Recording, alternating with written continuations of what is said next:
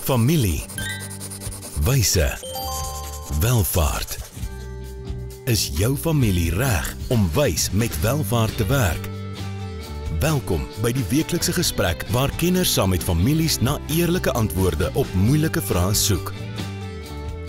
Ontdek ware wyshede vir jou familie se welvaart.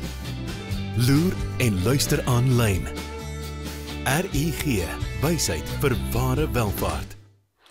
Baie welkom aan al ons kykers, ons luisteraars by nog 'n episode van Familie Wyse Welvaart. Ja, ons het 'n klomp wysheid nodig wanneer ons met families werk en veral as al welvaart binne die families is. Baie keer ook welvaart wat hulle uit hulle familiebesighede bou.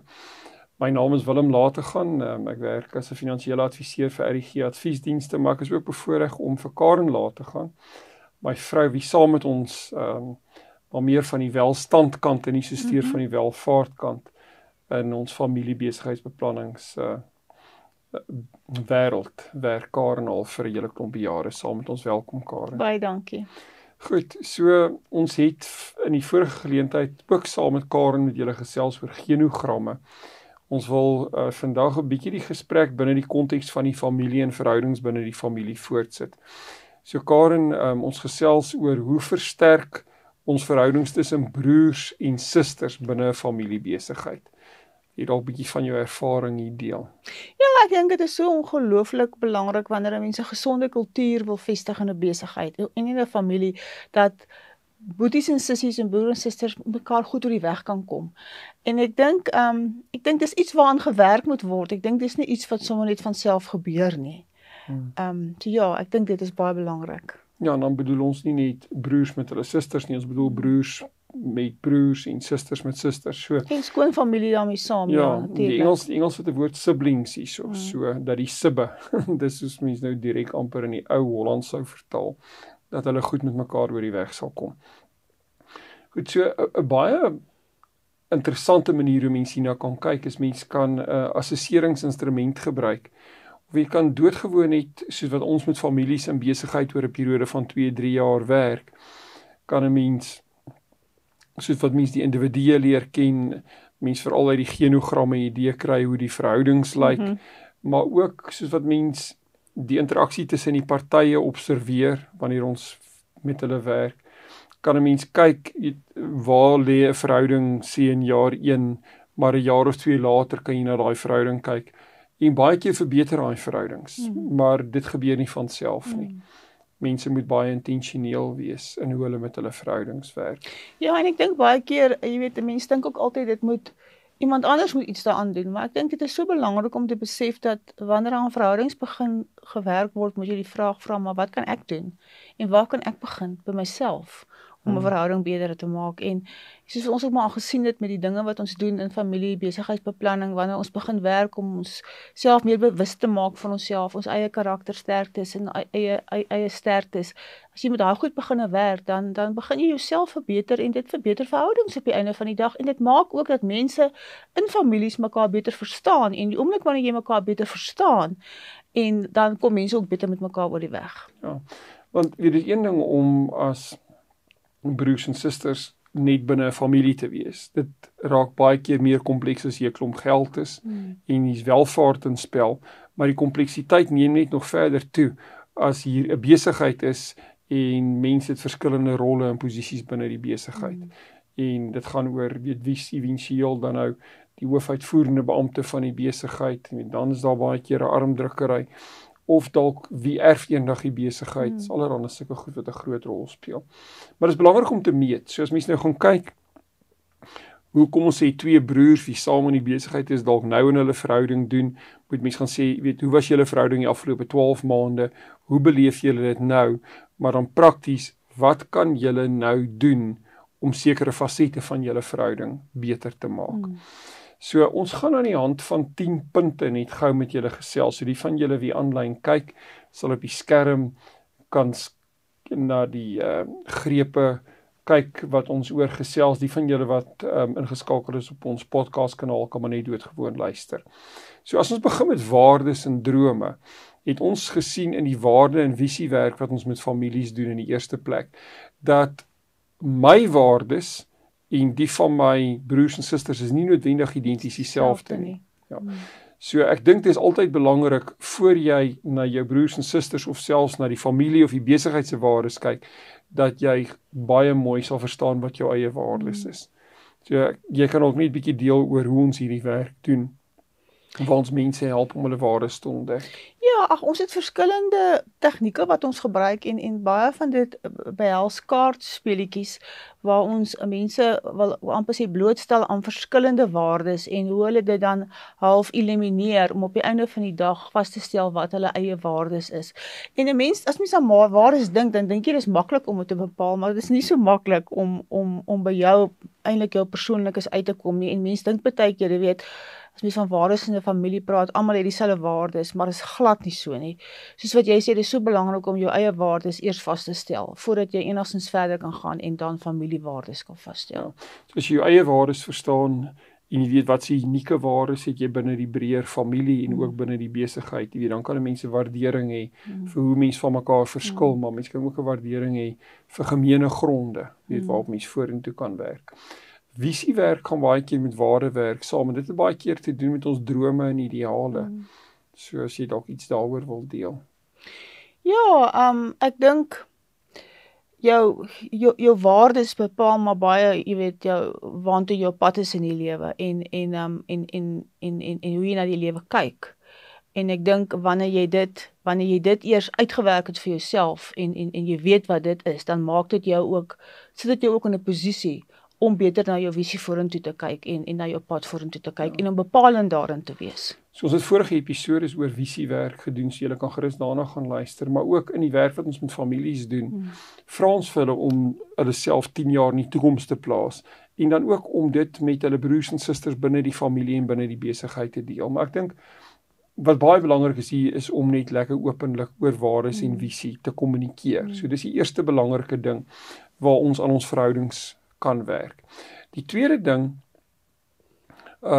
gaan baie keer ook oor vertroue. Met ander woorde, hoe sien ander mense my? So dan gaan dit ook oor hoe betroubaar of voorspelbaar jou gedrag is. Okay? En dan ook hoe verantwoordelik jy optree. Nou ons vind as ons met families werk, dan sal mense sê, nee, maar ek is okay, daar's niks fout met my nie. Maar wanneer jy spieël ophou na hulle toe, en ander mense begin sê, maar jy weet, hierdie wat jy doen irriteer my, en weet, hierdie wat jy doen kos ons geld in die besigheid, en daai tipe van goed, dan sit nogal 'n pynlike proses as mense vir jou wys wie jy regtig is. Dis miskien bietjie na die negatiewe kant toe, maar met waardering ook, as mense vir jou sê, maar jy's, ek waardeer, jy weet, die volgende, wat jy doen. Maar ek dink ook daar, om net daarin te kom, Willem, ek dink mense geestesgesondheid speel ook 'n baie belangrike rol daar. So as jy weet, as jy iemand is wat baie woede het en daai tipe dinge, is dit ontsaglik belangrik om dit te hanteer en as jy dit nie self kan hanteer nie, dat jy hulp kry daarvoor en dat jy met iemand 'n pad stap. Want dit is maar alles hierdie goed wat families impakteer en die pad vorentoe impakteer vir 'n familie. Dis belangrik om, soos wat ek sê, eers by jouself te begin en reg goed te begin werk. Ja. So ons ook met families sien, wanneer ons met verhoudings tussen broers en susters werk, is, hulle dra baie keer 'n klomp seer uit die verlede saam. Goed wat hulle kinderdae gebeur het, goed wat met hulle, dalk in hulle jong volwasse dae gebeur het as tieners of selfs studente. Of selfs wat met hulle gebeur het nadat hulle getroud is en konflik miskien tussen gades ontstaan het. So hier is vergifnis baie belangrik. So 'n mens moet in die eerste plek gaan vra, het jy die motivering om te vergewe? Dan is ek bereid om te vergewe? Party mense steek net eenvoudig 4 voet vas en wil nie vergewe nie, weier om te vergewe. En dan sit jy op 'n baie moeilike plek in daai verhouding. As jy nie met die verlede kan deel nie, hoe gaan jy saam die toekoms tegemoet?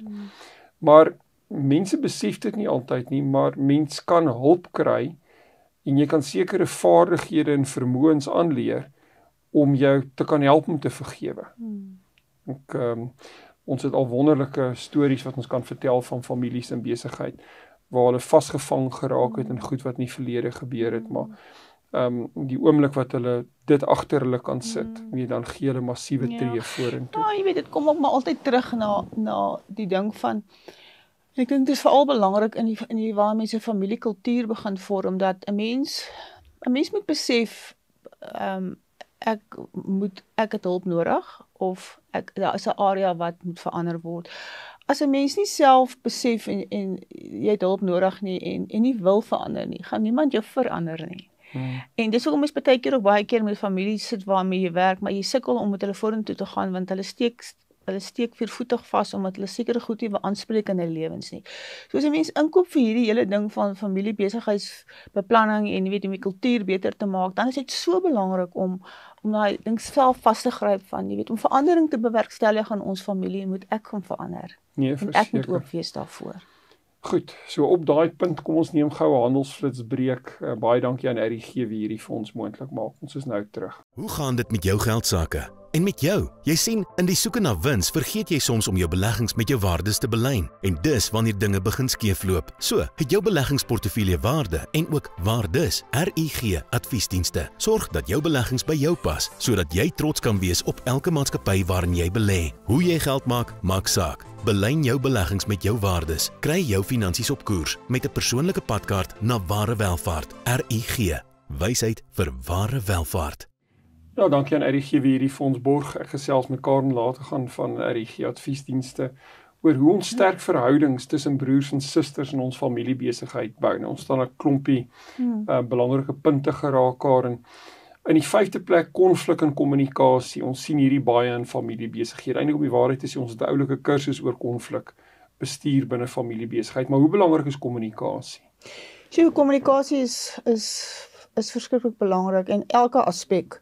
En 'n mens sien dit reg deur as jy familiebesigheidsbeplanning doen. En ek dink dis baie keer waar die meeste probleme lê, is dat mense met mekaar praat nie. Mense neem aan ander mense weet wat hulle wil doen of ervaar wat hulle wil doen, maar hulle kommunikeer baie swak en ek dink dit is ongelooflik belangrik om aan ons kommunikasie te werk. Ja, ons doen ook tydens ons familiebesigheidsbeplanning doen ons ook kommunikasietoetse en kyk waar die familie nie net hulle kommunikasievaardighede in die algemeen, maar baie spesifiek hulle luistervaardighede kan verbeter.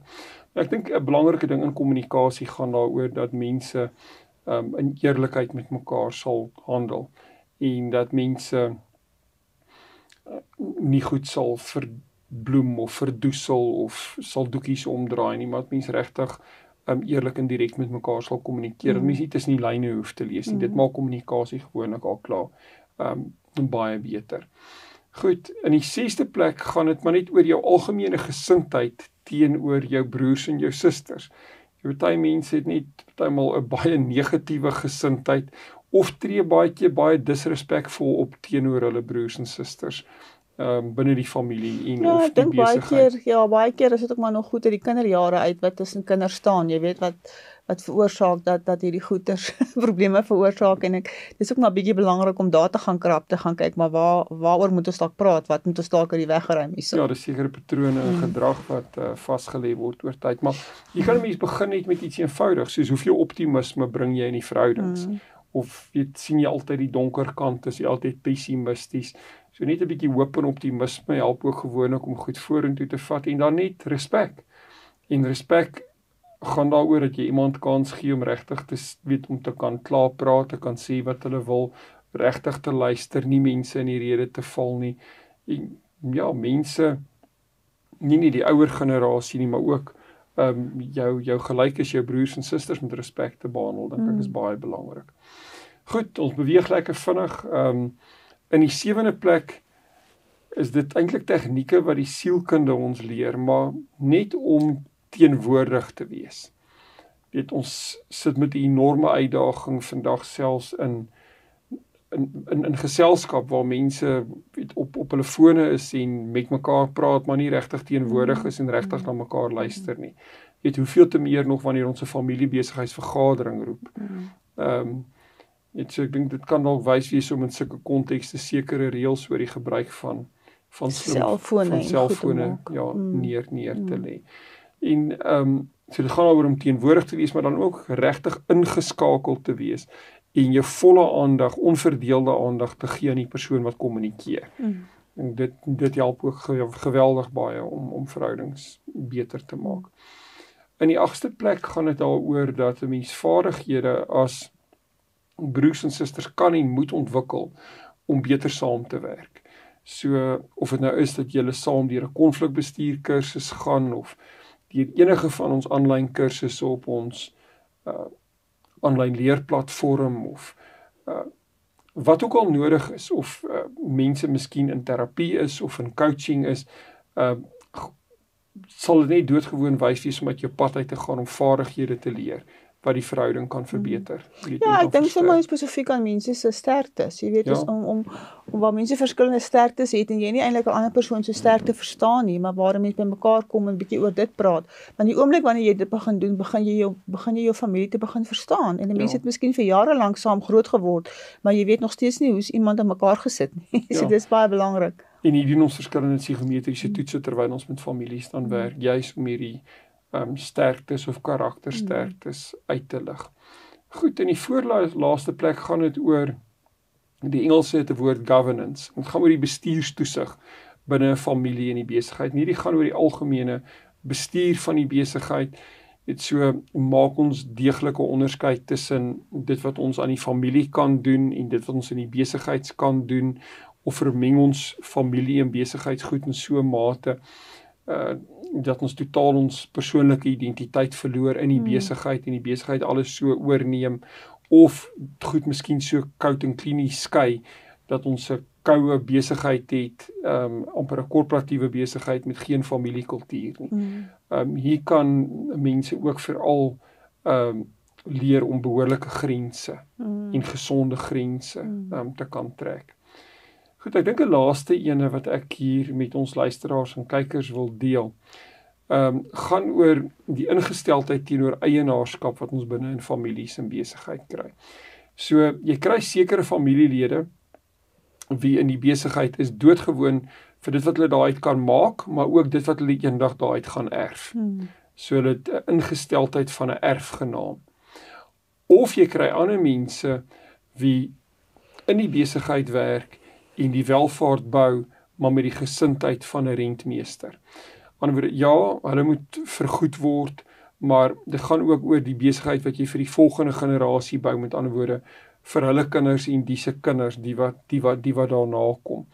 So, miskien 'n vraag wat 'n mens in jou verhouding oor tyd gaan moet uitsorteer is jy in die besigheid en in die familiebesigheid vir die langtermyn as 'n rentmeester, of is jy net hierso om te kyk wat jy moontlik uit kan wen in die korttermyn, of kan erf. Dit speel 'n groot rol. Ja, ek dink 'n belangrike rol wat, ek sit en dink sommer nou daaraan, mense wat hierdie verskillende ingesteldheid het en wat kinders het, dis waar die verskil inkom, wanneer jy regtig begin om jou kind die liefde vir die besigheid te leer, wanneer jy regtig ingestel is om 'n legacy na te laat en 'n rentmeester te wees, en nie net daar is net om 'n salaris te trek of so nie. En jy weet, want as kinders nie die liefde vir die besigheid geleer word nie, gaan hulle nie eendag daaraan wil kom werk nie. Ja, verseker. Goed, so ons wil vir julle 'n stukkie werk vir die volgende tyd tot ons volgende episode gee, en dit is doodgewoon dat jy met jou familielede, broers en susters wie saam met jou in die besigheid is, deur hierdie klompie vrae wat ons hier gedeel het, te werk.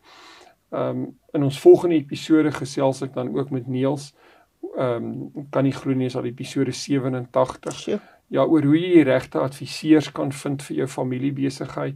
Die van julle wie nou op YouTube miskien na die videoetjie kyk, kan gerus hierdie QR-kode kan julle inskandeer, en dit vat julle na 'n webwerf met 'n klomp waardevolle inligting, of julle kan ons webwerf besoek by www.rig.ac, of ons e-pos met enige navraag by info@rig.ac. So dankie Karen vir jou insette hierso. Dankie dat jy kon wees. Ja, ek waardeer dit. Tot volgende keer, mooi loop. Totsiens. Volgende keer gesels ons verder oor wyshede wat families nodig het vir ware welvaart. Familie. Wyse. Welvaart.